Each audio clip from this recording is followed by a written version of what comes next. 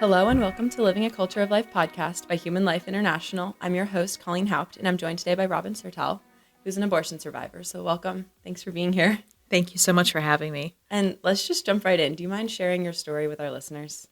Certainly. So I'm the survivor of 3 failed saline infusion abortions.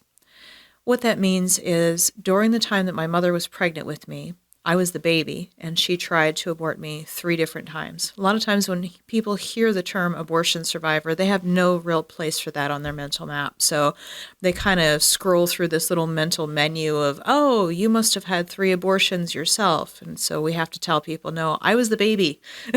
So that would be me. I was the baby. This year at the March for Life, which we're having this week here in DC, we're celebrating that this is our very first post-Roe March for Life. And we are so thrilled about that. Praise God.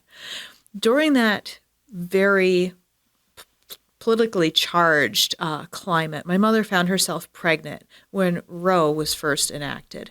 So I was born March 28th, 1974.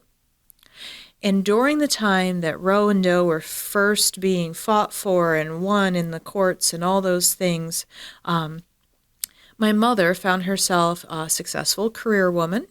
She was leading the business department at Delsea Regional High School in Glassboro, New Jersey. She was happily married. My dad ran the vending department, so they each had a wonderful spot in the high school that they worked in. I remember as a kid, they had a lot of friends in the faculty. They had a nice little home, had cats and a dog, and so what we would perceive as, kind of the typical American family, 2 school teachers, cat's dog, nice little home, everything is happy, except when my mom found herself pregnant, she was so focused on her career, and she really wasn't able to connect with other people the way that you and I connect. And we didn't know that for many years later.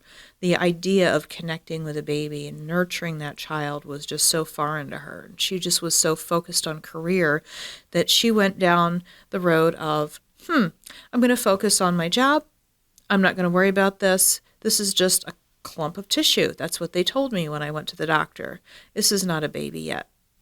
This is a choice.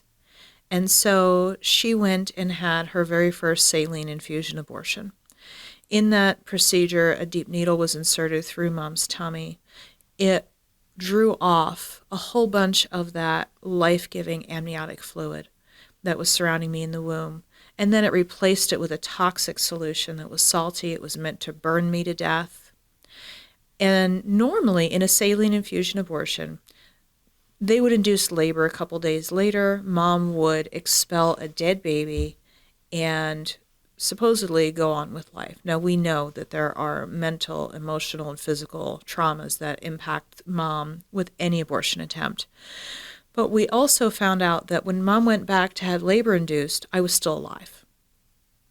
So rather than expelling a dead baby, they inserted a second needle, drew off more of that life-giving amniotic fluid, repeated the entire procedure, sent her home with a fresh batch of that toxic solution inserted into the womb with me. So now I'm swimming in not 1 but 2 doses of that toxic solution. Obviously, the baby also gulps that down, so my first meals were very salty. It's a very horrible way to go through life is thinking about these things. But she went back, supposed to have labor-induced, and again, they found signs of life. So not once, not twice, but a third time, she went through that entire procedure. How I survived, we don't know, except by the grace of God. She went back to have labor-induced, and this time, they didn't know I was still alive. They did know it was very complicated, so I grew up in South Jersey. That's where my parents lived. The big hospitals were in Philly. So that's where you would go if you had any complications or any issues that really required a lot of intensive treatment. So they sent her to Philly. And from what my dad told me, as well as my grandmother and my mom's best friend at the time, they had no layette, they had no bag packed, they had no name picked out for me because they were fully expecting Mom is going to go expel a dead baby. They're going to kind of patch her up and send her home. They get to the hospital the morning of March 28th in 1974, and the nurse comes out and asks for the pregnant lady. Well, the pregnant lady was my mom. She was so wrapped up in her career and in her image. She had a very beautiful figure. She was a beautiful lady who actually was the daughter of a model. So my Grammy did some modeling. She actually ran a ladies' finishing school in Bern, Germany, before they came over to America. Wow. So I grew up with the grandmother who taught me how to sit properly and all the things that I have promptly forgotten, as you can tell if you're watching this video. But Mom kind of lived in the shadow of that. And she wasn't tall enough to be a model. In those days, you had to be a certain height, and we are petite, so that was off the table. But she was doing, from what I'm told, 50 sit-ups a day, and had kept her figure to such an extent that when the nurse came out to call this pregnant lady, Mom stood up, and the nurse kind of laughed at her and said, "Oh, no, honey, we want the pregnant lady. You are obviously not great with child." My dad was there with her driving and had to explain, no, she really is the pregnant lady. Wow. And so I always thought about, what is that in your mind? If you had been pregnant and gone through abortions, do you still consider yourself pregnant before the baby is expelled? Oh, yeah, it's a good question. Yeah. What do we call that? I don't know. Yeah, I don't know. But I always wondered what was going through her mind. But anyway, there's a thought for you for this morning. She goes back with the nurse, not looking like she's pregnant at all. As a matter of fact, her tummy was still flat. Wow. And so they get her into the room, get her all comfortable, they induce. She expels me, and I come out very much alive. Much to her chagrin. This was not her plan. Dad, on the other hand, Dad had lost his first wife and baby to a drunk driver in a car accident. Oh my gosh.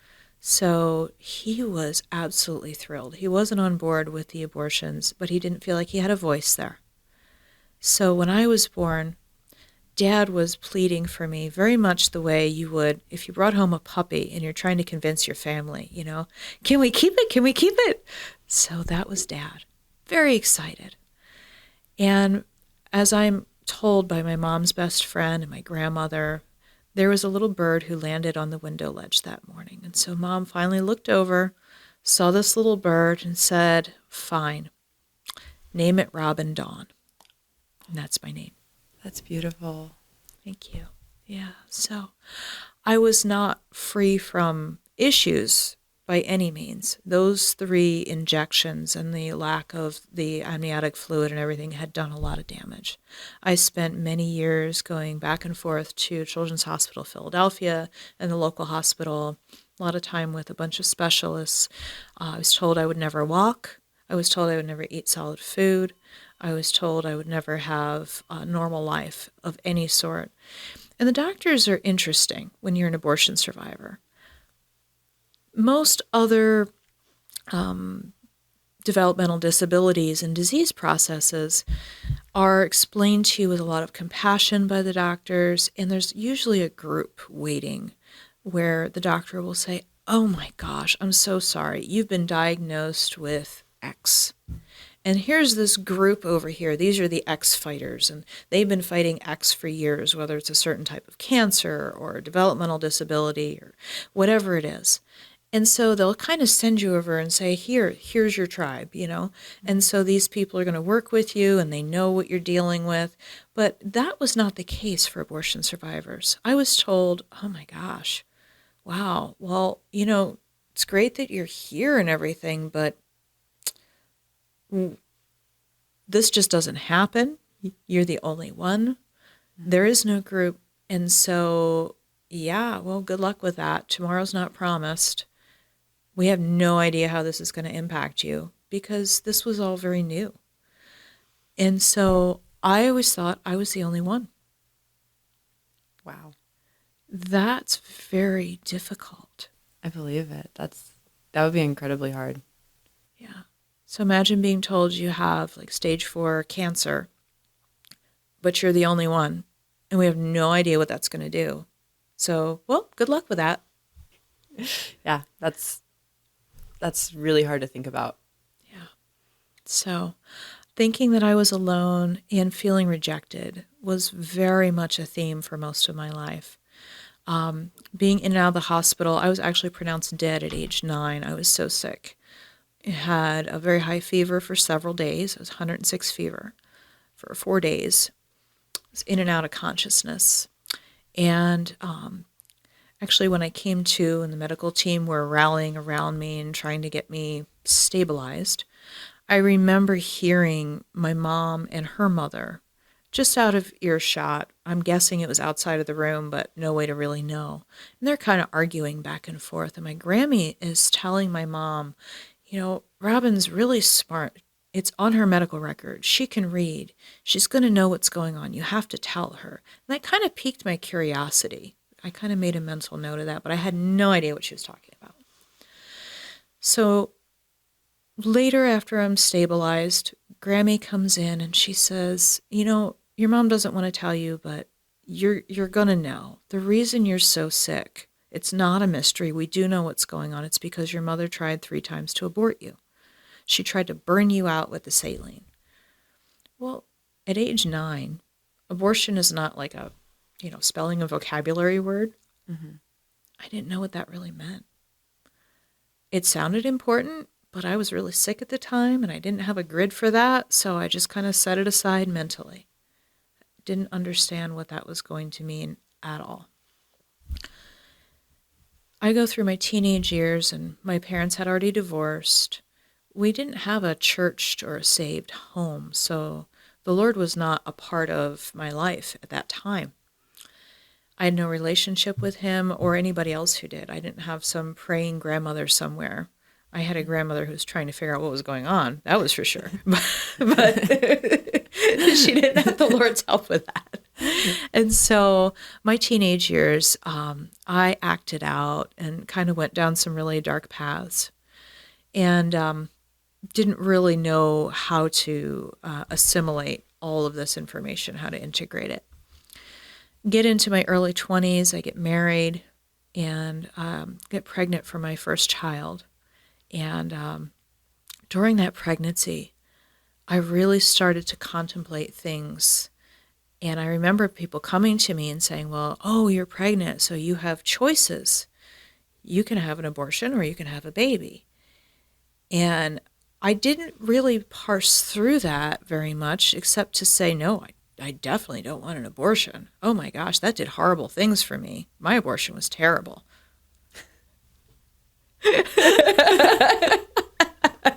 I'm trying to picture being the person telling you that, and they're like, wait a minute. Exactly. So it's a little goofy. But that kind of put me on the path of a lot of introspection. And during that time, I remember calling my mom. I hadn't spoken with her in 11 years. There had been a lot of abuse in the home. And so I spent my teenage years living with Dad.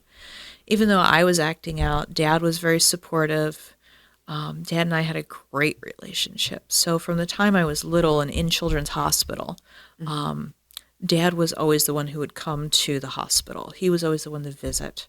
Fun fact, Children's Hospital Philadelphia had a McDonald's in the lobby.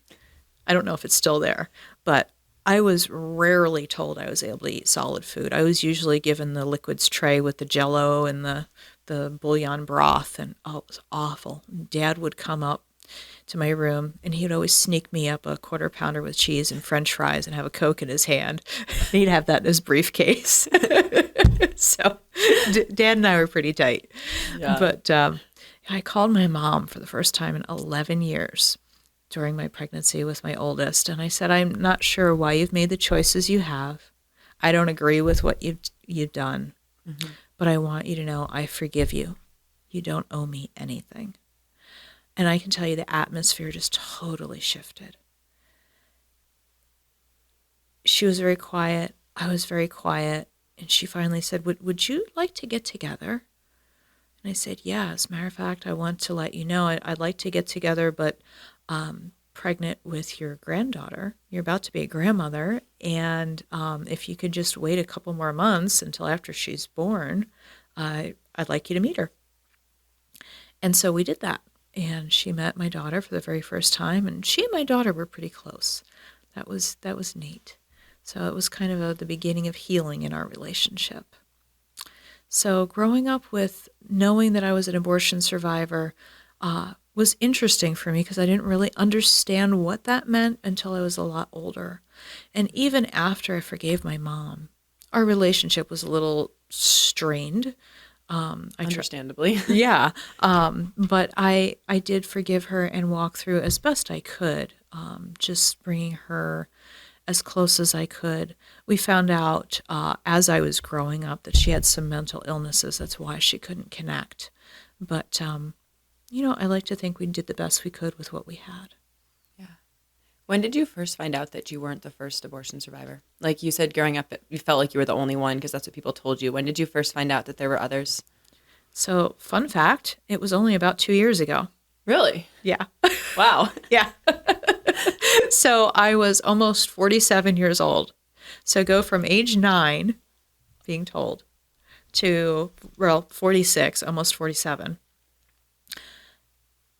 I am at home. The world is kind of shut down because of COVID, spending way too much time in front of a screen on the internet. And I end up coming across the Abortion Survivors Network online. And I was very skeptical. I have trust issues, which Clearly. I mean, not clearly, but like understandably. yeah. So trust issues galore. And so I see this Abortion Survivors Network, and the first thoughts were really kind of dark. It was like, oh, who's trying to make money off of, things like this? That's horrible. Why would you even come up with that? So I'm scrolling through and I'm looking at it, and I see the pictures of Melissa Ohden, our founder and director, and a couple other survivors on there, and I'm very skeptical. She's gorgeous. She is. You would never know. Yeah, beautiful lady. And same with you. Like I remember her saying, I've heard her speak before, and I remember her saying that you could pass people on the street who survived abortion and you would never know. Like sometimes you can see it, but usually it's not what people picture. Yeah, it's very true. So I looked at her picture, the other pictures there, and I'm going, I don't know. I don't think this is real. I think somebody's trying to make money off of something like this. And scroll down through, and there's a contact us page, and I'm like, who's data mining? Who's collecting information? I find in the fine print at the bottom, there's a phone number. I says, okay, I'm going to call this phone number, and I'm going to get somebody who doesn't even speak English at some call center in some other country or whatever. And I called, and I ended up connecting with Melissa. And she says, hi, I'm Melissa Ohden. And I says, hi, I'm Robin Sertell. And she says, I'm the survivor of a failed saline infusion abortion. And I says, I'm the survivor of 3 failed saline infusion abortions. Are you for real? And I'll never forget just feeling shocked and stunned. And I explained to her, I've been walking with the Lord for over 20 years now. I go out and I share my story, but I also shared the rest of my story of a lot of the abuse that was in the home from my mom and kind of coming out of that. And I shared my story in churches to try to bring people hope and walk people through forgiveness. I've always had a heart for forgiveness. So a lot of times when I share my story, I start right in Matthew 18, verses 21 through 35. It's the parable of the unmerciful servant. And I talk about the Lord's perspective on forgiveness and how he doesn't want us to leave any debts outstanding and things like that. And I'm thinking about all this as I'm on the phone with her, and I'm thinking, wait, there are more? There are other people who've had to go through this. And I instantly just kind of went all back through the trauma and the drama of being in the hospital for years and, what the doctors had told me. And like, why did they not tell me that there were others? What would my life have been like if I had grown up with a support group of other survivors and we all could have rallied around each other? That would have been a whole different experience. Yeah. It's so important to have that. Yeah. So now we have the Abortion Survivors Network, and it's got to be so transformative for younger children who contact our network, who talk to our social workers and other survivors, now, when you're 9 years old or whatever age you are, and your parents tell you, at least they can tell you, but hey, you're not alone. There are so many more other survivors. And we're just now starting to get a picture of how many more. I mean, I thought there were maybe a handful of us. I was introduced to some data from the CDC. Dr. Willard Cates in 1981 released a study called the Dreaded Complication Series. It was posted in the Philadelphia Inquirer, of all places. Oh my gosh. And it said that he perceived that 400 to 500 babies survive abortion annually in the U.S. alone. Wow. Do the math, which I don't do math. Math, as far as I'm concerned, is mental abuse to humans. That's what MATH stands for. I'm more of a reading and writing kind of a girl. But anyway, if you multiply that out, that means there are tens of thousands of us. That's what they released in 1981. I was 6 years old. And no one told you? No. I didn't read the Philadelphia Inquirer at age 6. No. Right? But unfortunately, neither did my doctors or anybody else that was working with me. So I'm looking back at all this and I'm going, wow, yeah, I guess I do live under a rock somewhere. So it's time for me to, pull the rock off and, come out a little bit and share this so that other people have a chance to know. Because, fun fact, most of the time when survivors share their story, other survivors will hear it. And worldwide, almost all of us come saying, I thought I was the only one. We now have connected with over 600 survivors through the Abortion Survivors Network worldwide. And I have the absolute privilege of working with other survivors and helping them to learn how to craft their story and go out and share it. And we see every single time how healing that is, because, of course, it eliminates shame when you can share your story. What we hear almost every time, though, is, I thought I was alone. Nobody told me. I thought I was the only one. That's so sad. Let's change that. Yeah. Why do you think it's important? I mean, obviously, you just touched on people who have survived abortions to be able to hear that so they know they're not alone. But why do you think it's important for other people to hear this story, people who maybe didn't survive an abortion, to realize that there are people who have survived abortions out there? I think it's kind of obvious, but what are your personal thoughts on that? Yeah. That's a great question. So first of all, we need to change the narrative in our culture. Mm-hmm. And we need people to understand that it's babies who survive abortions. So a lot of times we use these words that, gosh, when I went to Bible school, we were taught, if you don't understand a word, don't use it. Don't try to use the Greek or the Hebrew or the Aramaic if it's not a word you've really studied and understood. Don't use Latin, don't use this if you don't understand it. Find something you do understand and you can speak from that. A lot of pro-choice people will use words that they don't understand. So let's move away from using words like zygote, please, embryo. Let's move away from using the word fetus. It just means little one. Mm-hmm. But they all mean a baby. It's just different stages. If we can come away from those words, which kind of, they work with that narrative that says that you're not really a baby until some nebulous time in the future, and then they don't really have any understanding of why. I think it's important that we can help people to understand that babies survive abortions. And so when abortion survivors go out and speak and we share our story, it helps put a face on, I am who was aborted, not what, but who. Mm-hmm. And so I am the face of the aborted. I am the face of the preborn, the unborn. I was a baby. I am a human. So let's humanize abortion and help people to understand that we are not a clump of cells or tissue. We are babies. We are human. And I think when people hear that, it helps them readjust their focus. I've had even medical doctors say, well, babies don't survive abortions. I had one tell me that he was going to take it off my medical record because he didn't believe in that. Right? I says, well, okay. So if I come in here with a broken leg and you don't believe in broken legs, are you going to take that off my record too? It's just, everything is so subjective anymore. It's just silly. And I saw it I think it's fascinating how people try to deal with things. So I think as we get back to basics and that you hear babies survive abortions, it does away with that whole clump of cells, clump of tissue. It's not really a human being argument, if you will. And it helps people to understand that abortionists are human also. They're fallible people. And so certainly we want to walk in forgiveness towards them as they come out of the industry, right? We want to give them an opportunity to, repent and come away from all that, just as everyone else. They are human.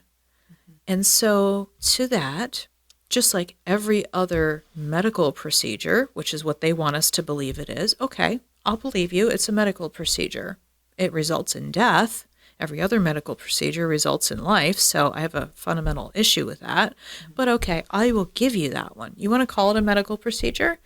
Every single medical procedure that a person goes and signs up for willingly, they have to sign off agreeing to terms and conditions which include a list of potential negative outcomes.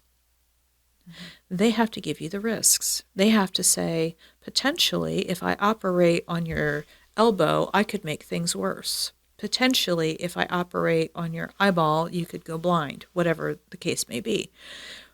I would love for Planned Parenthood to have to list on their potential outcomes and other abortionists, your baby may live.